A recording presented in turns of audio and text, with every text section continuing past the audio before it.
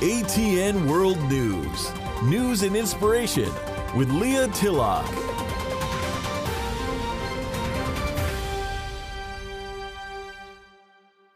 Hello and welcome to ATN World News. I'm Leah, and it's great to be with you, the audience around the world. Today, our guest is H.Michael Sweeney. He is an author, lecturer, and he is a consultant for people that have had a whole lot of bad experiences. Some like stalking, for one thing. The topic today is on TIs. It's bigger than what you know. And many of you may not know about TIs, targeted individual. And this is what Michael is on for. This particular program is to explain about the TIs. So with that, I'll say good afternoon, Michael, and please explain to our audience what TIs are. Thank you. Thank you for having me, Leah. Appreciate it. Well, basically, targeted individuals, that's what the TI stands for. They're a group of people that have a wide variety of unusual circumstances in their lives. Basically, they are a form of stalking victims, a subset, if you will, of a much larger class. And there's something like 12 million stalking victims every single year. That's in whole. That's, somebody following, as an individual following another individual for nefarious purposes. And a lot of times those things end in very serious, catastrophic violence and, house fires and things of that sort. But this subcategory is something else again, and it involves a whole different world.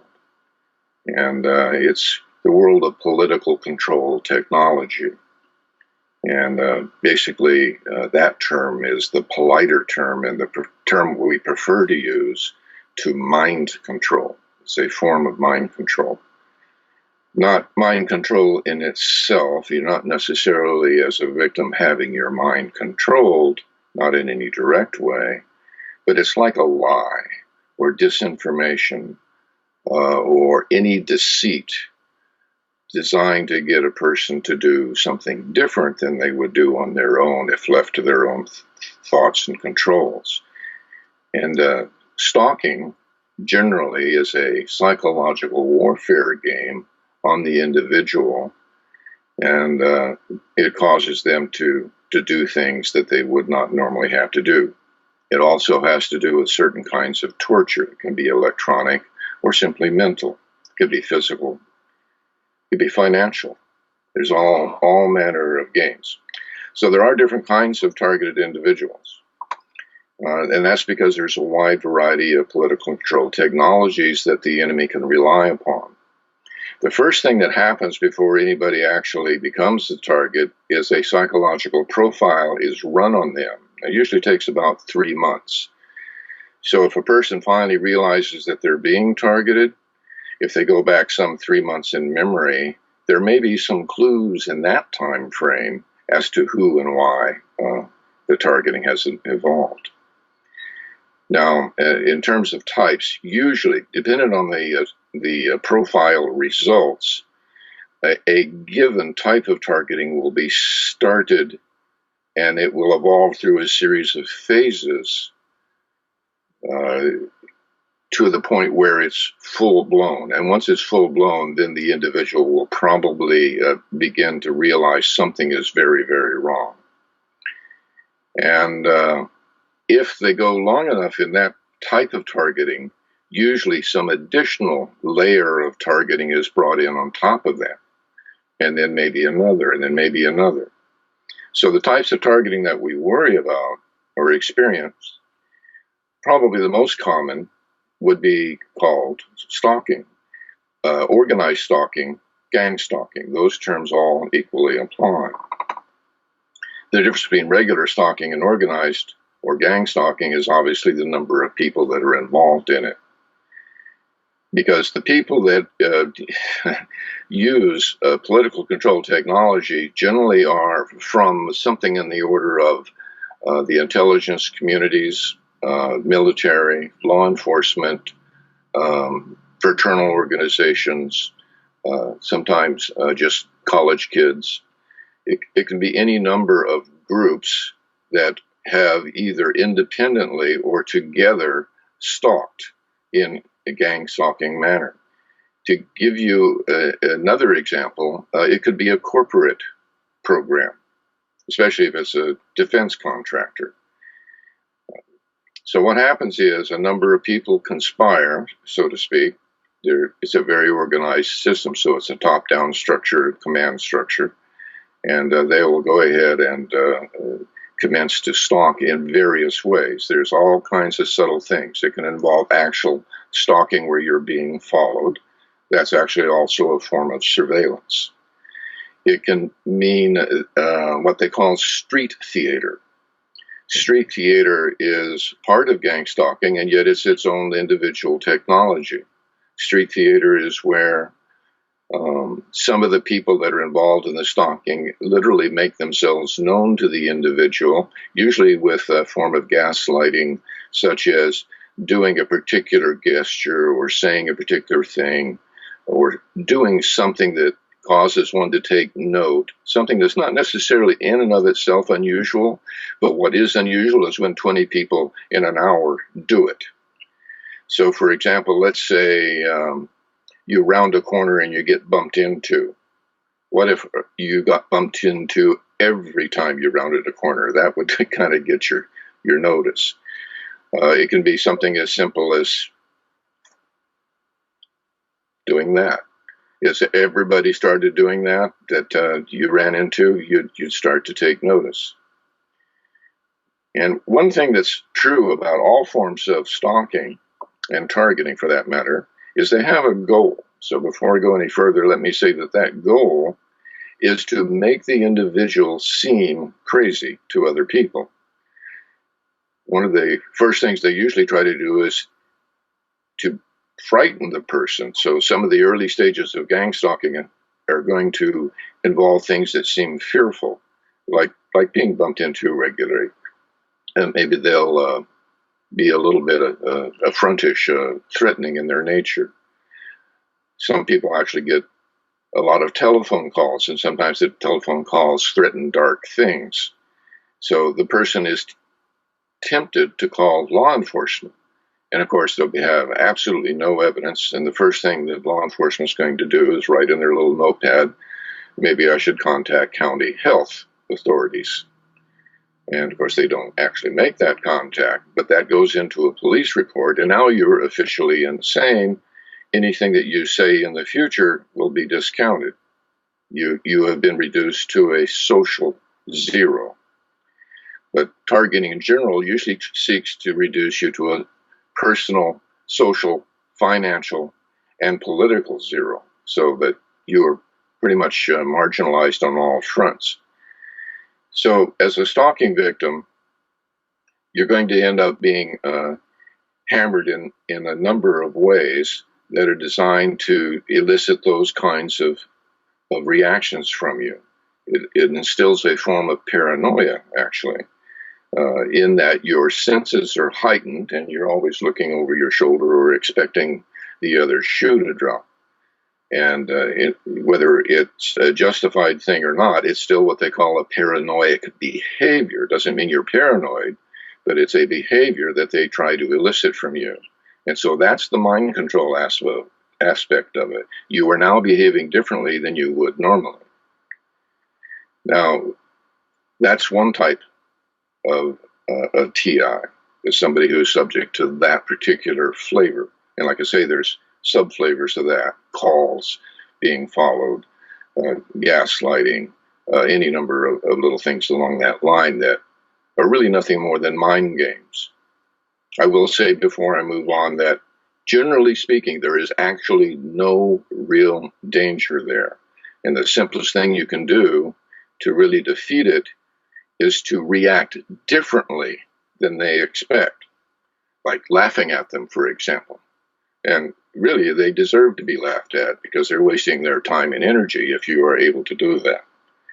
And you can laugh harder and harder as it becomes apparent that they're getting frustrated that it isn't working. So now, in terms of other types of being a victim of political control technology as a TI, usually the next level that comes along would be something along the lines of electronic targeting. And that can include a wide variety of things as well. It could be something that's not even against you as a person so much as, say, your computer systems and your other high-tech electronics. Hacking and snooping. And one of the things that I used to hear a lot of is people would do some online banking, and then they would go out into the real world and go to a teller, for example, maybe to withdraw some money, and the person standing behind them would start talking about somebody with the same first name and say that they had X dollars in the checking account, and it was the same amount that they just realized online they had in. So they basically let you know that you're monitored and that they have access to that information. And that's very unnerving. But again, it's not a real physical threat. What we really worry about is the physical threats to the body. And so, as it turns out, unfortunately, electronic targeting can be a threat to the body because it can include what they call DO. And that's basically directed energy weapons. Microwave is the big one, but there are other forms as well. There is what they call, for example, a remote physical, where they can sense your heartbeat, your respiration, and things of that sort from a distance through the wall of several hundreds of feet. And they can also even read EEG signals, your brainwave signals, at that same distance. And that can be fed back to you in a way that causes you physical discomfort and mental confusion. It can control your emotions and your sleep patterns. So they can wear you out by causing you, let's say you go to bed and you find yourself waking up every hour on the hour, right exactly at 12, midnight, 1 a.m., 2 a.m., 3 a.m., that sort of a thing. We get reports like that all the time. So those things are subtle in their harms, but there's the microwave portion where if they beam actual microwave energy at you, it's designed generally to cause pain, not designed to kill. They really don't want to kill anyone. They will lead you to think so, but that's not the goal. Basically, anybody who becomes a TI is kind of one for life, unless they can actually find a way to escape, which is very difficult. As a privacy security consultant, I've worked with approximately 12,000 stalking victims over a little bit more than 2 decades. I should say I had contact with that many. I've worked with several hundreds. And generally, there are some truisms there that are kind of important. The first is that it is very rare that a stalking victim, a TI of any sort, has a true understanding of what their targeting is, the methods, who, why, that sort of thing. They just have a belief that they may have concocted based on what clues they perceive. But the strange thing about targeting is, or the consistent thing about it is, the enemy always misleads, leaving deliberate clues that it's one thing when it's really another. And this is why defenses fail, and it creates frustration. The idea is to get you to give up and to quit, which you never want to do. Now, I have to say that TIs are some of the best fighters in the world. I feel they are in the same league as a patient with cancer who's terminal and knows it. And they don't give up. They fight to live. And a TI is much the same way, almost always. And that's a wonderful testimony as to the nature of the individuals they choose to target. Almost always a Christian, and almost always a strong-minded person who thinks for themselves. That's not the wave of the future. The wave of the future is very happy little robots. So, we talked about the DO technology and the gang stalking. Another thing that we worry about is implants. These can be dangerous. The problem with most TIs is a lack of security of their household. It is very easy to get into a locked house if you have intelligence community skills, for example. There is only one lock they can't really get past. It's called a primus. It's a deadbolt by Schlage. You can't find it almost anywhere but very large Schlage dealers that have been around for a long time. They don't like to sell it to civilians. It's a government lock. But you can buy it. If you want to find out how, let me know. I will send you some information. But if you have that on your house, they can't get inside. If you don't have that on your house, I can almost guarantee you they can get inside. They can get inside while you're asleep without setting off alarms. They have backdoor access to almost any existing alarm system that calls the police or sets off a siren. And they usually also have in-place assets in law enforcement, so they can maybe have a local officer on hand. So if an alarm does go off, he gets the call and he simply does not respond and later says it was a false alarm. Now, once they're inside, the danger is they can slip a hose underneath the bedroom door, insert some gas to make sure you're dead asleep, and they can come inside and access your body. And that gives them the ability to insert various electronic devices in the form of little capsules, microchips. Can be as small as a grain of rice, usually a little larger. Some of them are fairly large. And there's a number of places in the body that they tend to put them, and there's a wide variety of purposes. Some are tracking in devices, some are designed to cause pain or other symptoms. Some people report strange sexual stimulation under certain circumstances, usually as a result of external events that have nothing to do with sex. So it's sort of a Pavlovian conditional thing. If you can get a person to suffer that experience when they do something they shouldn't be doing, it's very unsettling. I mean, despite you think, well, gee, it's sex, that's great, I like sex. Well, it's not the way it works out when you don't expect it. And so it becomes a punishment tool to train you not to do those things. And there are other kinds of implants as well. Some of the ones that are really nasty kind of take us into another echelon of electronics, which is called voice to skull, which is basically hearing things in your head that nobody else hears. We kind of have to segue from that and talk a little bit about the medical industry, particularly psychologists.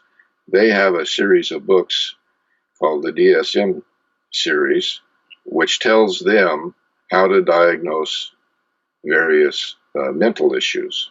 And so if you end up having to see a psychiatrist, as soon as you say you're hearing voices, you are automatically labeled as psychotic. It's basically a schizophrenic who hears things that are not there. Even though there are patents and at least 3 different ways to cause voice to skull to happen, that is not something they care to hear about. They only want to start giving you medication. You don't want to go there.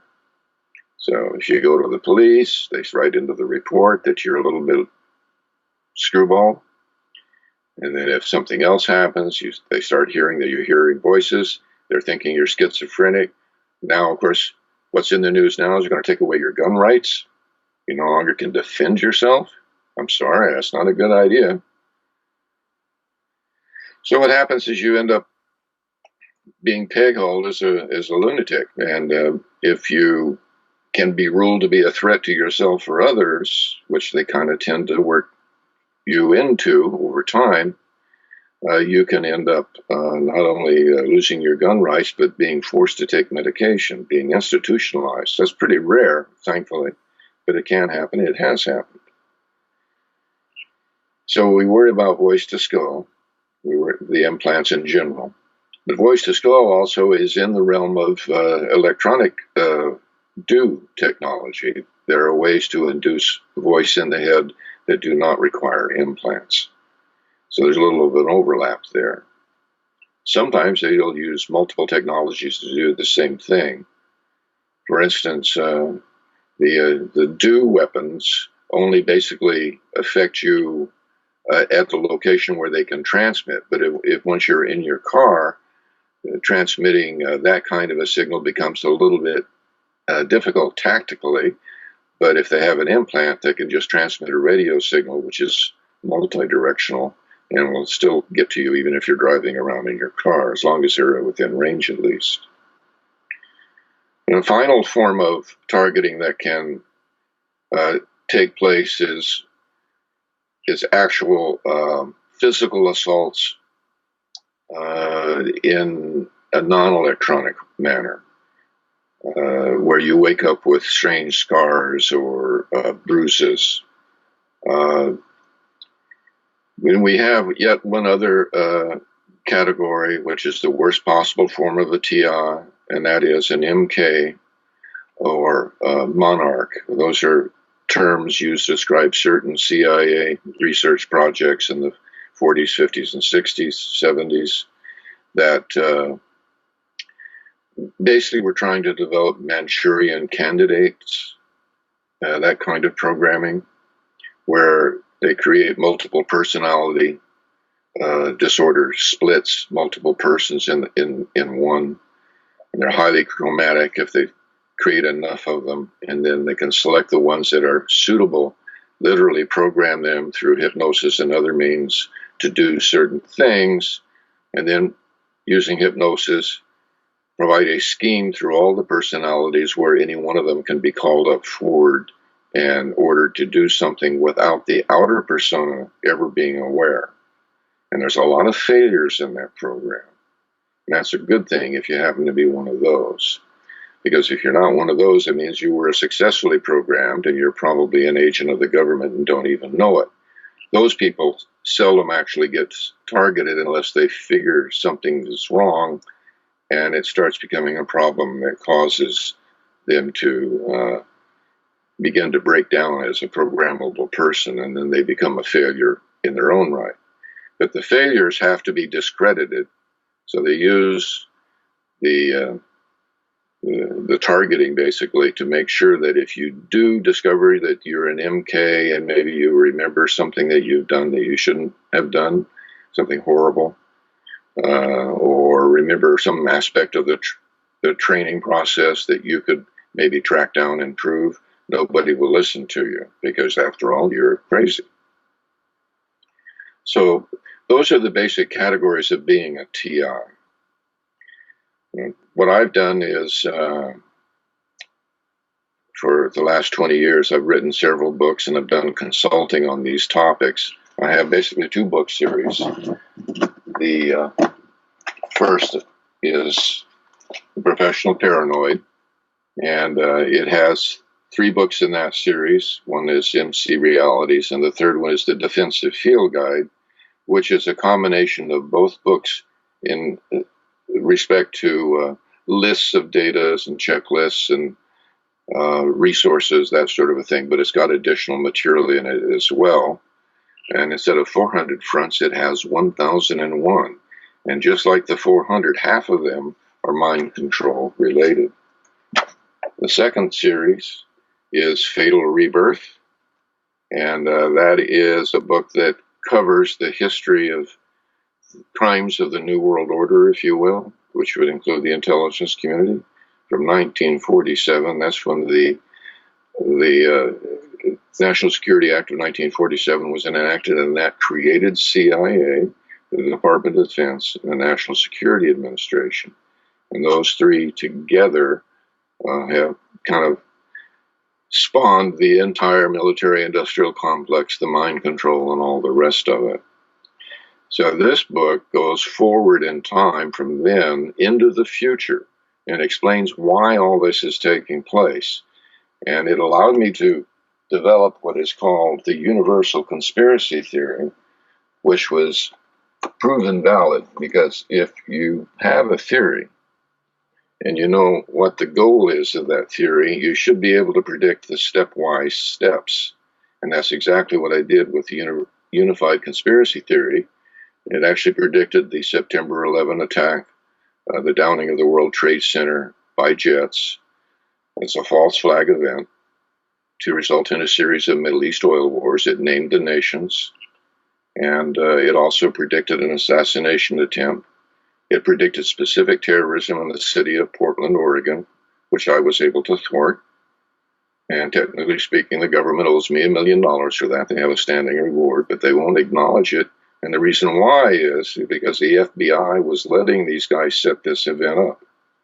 They were actually participatory. So I'm sure they would argue that it was a sting operation, but yet it had the two top most wanted terrorists on the FBI's list, one of whom I saw an FBI agent help into a rental car to be taken to the airport. I knew the FBI agent because he had been involved in my targeting. So that's my books. The other thing I have done in the past, I say, is consulting. I no longer do personal consulting. It's too exhausting. Mentally takes a great deal of effort, and it just was not financially viable. Even though I might end up charging rather a lot, at least it would sound like a lot to a targeted individual because they never really have any money. Their finances have been targeted. But as a result of that, I have special tools. I have signal analysis equipment that's good for do, and that's very expensive stuff. A really good set of equipment can be $250,000. This is only about, I think, about $18,000 worth. But it will help me do a number of things. And what I have done more recently is founded the Free Will Society with the specific goal of establishing something called Free Will Haven. And that would be a community where targeted individuals can escape the targeting, which is a lot different than resolving it through the old way in my consulting, which was to figure out the who and the why of it, and then find a way to end it based on having that information, usually a blackmail insurance policy, or maybe in an ideal circumstance would result in some legal action. That has never happened. But the blackmail insurance policies have worked a number of times for individuals, for approximately 5 people, including myself. But 5 people out of hundreds is not a good score. With a intentional community, any number of TIs that the community was capable of handling could escape targeting, period, and live a normal life. Especially true of the stalking victim type, because once you're a TI, if you relocate to another community to try to escape, they will simply follow you. Actually, what they do is they just have a new batch of people involved, and maybe 1 or 2 individuals actually follows you.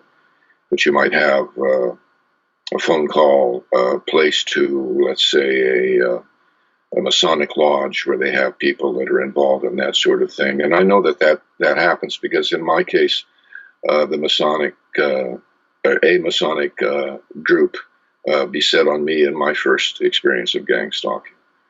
And I was fortunately able to end that right away. If you can get on top of stalking early on, it's much easier to defeat than if you've been one for 5 or 6 years or so. The longer you're a victim, the more likely it's going to be impossible to escape it any other way than something like Free Will Haven. We've run a beta project, if you will, with Free Will Haven. One of our members of the Free Will Society and I decided to try to do something. This person had some money of their own that they wanted to buy some property with. And so they logically were also to be the exclusive manager of it. I could give advice, but I wasn't going to run it. I wasn't even necessarily going to be there, although the plan was that I would join because I have this equipment, and the perfect implementation of it is to have these defenses available just in case we're infiltrated, if nothing else, or somebody maybe sneaks into the local area and sets up some equipment that's not in a building. But the idea of free will haven is you get out into the countryside somewhere, a deep rural setting, where everything is shielded and there's no line of sight to any structures within any distance, such that it's impossible to send in any due. And since it's your own property with exclusive access, secure access, gated community, if you will, nobody can get in without you knowing about it. King sex. And because you know everybody who's in the community, there's nobody in the community you need to worry about. And this beta project lasted for approximately a year with multiple TIs, and they were targeting free. And some of them, at least one of them, to my estimation, literally was borderline schizophrenic. And that can happen when you're targeted for a long period of time. You can just start to see everything as being targeting related when it's not. And sometimes you can start to make assumptions that something is real when it's not. And so that person especially was able to go for a full year without targeting, says that the program works. However, the manager kind of messed up and didn't meet all the terms and conditions of the purchase agreement on the property, and the program was shut down because of eviction. And it wasn't tampering from the outside, it was just literally a financial screw-up. But we know it works, and so now we've got a GoFundMe for Free Will Haven. You can find it under that, or the name Pro Paranoid, or the name H.Michael Sweeney. If you would like to contribute to that, we're trying to raise enough money to buy a new site. Found a perfect one right here in Washington State. Wonderful weather and very private location. It already had facilities for 6 spaces, which would, in theory, hold up to 12 people. And it was very, very inexpensive. So the money that's in that GoFundMe goal it was the funds that was intended to purchase that property and develop it a little bit further for our specific needs and maybe accommodate even more people. However, that property was not really truly available. It had already been dealt with, and so we're going to have to keep looking for the perfect site. But once we actually have the money, it'll be no trouble to find site. And we have approximately 25 members in our Free Will Society. Anybody can join. And to find out more about that, or any of my books, or just ask me a question. I answer every single question in person, as long as it's generic in nature and I don't have to know everything about your circumstance. Be happy to talk with you. And I have certain files that I can send you that have helpful information. I have a blog page that's under Pro Paranoid. That's my trade name for professional paranoid, the title of my book. So proparanoid.wordpress.com. My conspiracy site, if you want to look at some of the older conspiracies and solutions, that would be proparanoid.net. And if you want to email me, I am at proparanoidgroup@gmail.com. And I think that's about all I can think of to say. I hope I haven't forgotten anything. That's a depth of information, people. And you can always rewind the video and play back something you don't remember or may not have caught at the time, but you're curious about.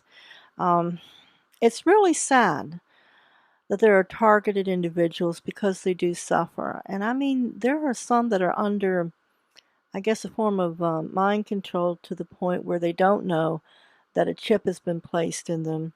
Some even have x-rays of mysterious dental fillings that is working against them, wiring behind the eyes. I mean, it goes to all kinds of depths and degrees. So we can always appreciate an individual like Michael Sweeney here who will offer to do something for targeted individuals. Most people don't want to get involved. He mentioned to me one of his books when it first came out. There was a book vanishing. Why don't you tell us a little bit about that, and then we can end the program after that. Go ahead and share about that. It's an interesting story. Well, I don't think I can really add too much, except I guess a little bit of background. Book vanishing is nothing particularly new in modern times, but CIA especially seems to have perfected it. The idea is you simply try to acquire all copies that are in the public domain already, and you also find a way to make sure that no more copies are printed. It's nothing any different than Hitler burning books that he didn't approve of in the time frame of the Nazis. It's just a little more sophisticated and less visible.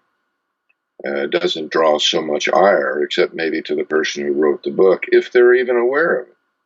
In my case, I was only accidentally aware of it.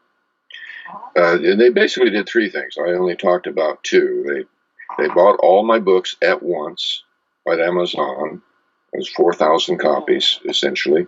There were a few that I had in my possession and a few that the publisher still had in their possession for samples, basically. So they, I don't know, let's say 3,800 or something like that they bought all at once. And then they bought so many that my book ranking was 24,000th when it first was listed on Amazon, which was not a bad placing given that there were 50,000 books on Amazon. So I was somewhere in the middle at least. I wasn't the worst guy on the block. But at the end of the show, I had the George Norrie broadcast. I had jumped to 24th place, which is pretty close to being a national bestseller. If I'd had it in bookstores and it was selling that fast, it would be a bestseller. But it's a niche market book. Didn't expect that. So it was sold out overnight. I thought, wow, 4,000 people bought my book in a few hours. Boy, I'm really excited. And then I found out it was just one purchase. Then, of course, they invested in my publisher from the privilege, so they did not go into a second edition. But the third thing they did was really crafty, and they've done this in my Fatal Rebirth book as well.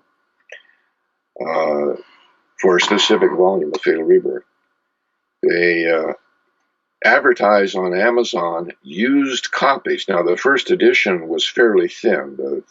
The current one is almost 3 times as large.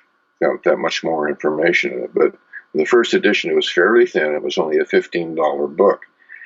But what they did is they placed ads on Amazon for used copies for $75. Wow, that makes it a collector's item. Hey, I've got one of those that I bought for $15. I could sell it for, say, $50 easy if these people are getting $75. So they would advertise it for $30, $40, $50, $60 maybe, and they would all be purchased. And the Fatal Rebirth, for some reason in England, they're trying to book vanish a certain volume of that. I haven't really analyzed that book to see what's in it that for some reason the United Kingdom doesn't like. But somebody over there, it might be CIA, it might be, an English, an MI5 or 6 or something. But anyway, they're offering 175 English pounds for that guy for a book that has a retail of $32. And when we're talking about books, it probably behoove me to mention that my books are no longer available in hard copy as such. I have a new publisher, and he is trying to get them out. I have one title apparently only in print at this time, and that is The Professional Paranoid, and that publisher is paranoiapublishing.com, aptly named. And I do, however, offer all my books in ebook form at $12 each, or any three for $20. And I'm sorry, $25. And the um, new book that I have written is called Who's Killing the Bilderbergers? That's actually a murder mystery. But if you've ever heard of the Bilderbergers and you know who they are, you would find this a very interesting book, because in the footnotes you find out that much of the fiction in the storyline relates to real-world Bilderberg conspiracies. And that's kind of the way Fatal Rebirth is written. Even though it's counting actual historical facts, it's done in a fictional construct, so I can get away with saying things I could not say otherwise, so I wouldn't have to be sued. And both of these books have a very rich footnote and appendix, so that you can judge for yourself how much is fiction and how much is real. And so I think I've answered that. Okay, listen, Michael, you shared a lot of rich information. That's something that needs to come out. And if you are a targeted individual, you want to get in contact with Michael Sweeney, he's got Facebook pages. You can reach him on Facebook. Plus, you can go to his website, as he mentioned. And if all else fails, you can write us here at ATN World News, and we'll put you in contact with him. I want to thank you so much for your work in helping people who are suffering. And I want to thank you for being on our program today, Michael. It's been a pleasure having you. And it's been a pleasure for me. I don't often get to just rattle on. It was great that you did it here. Until next time, I'm Leah reminding you that God loves you. See you soon.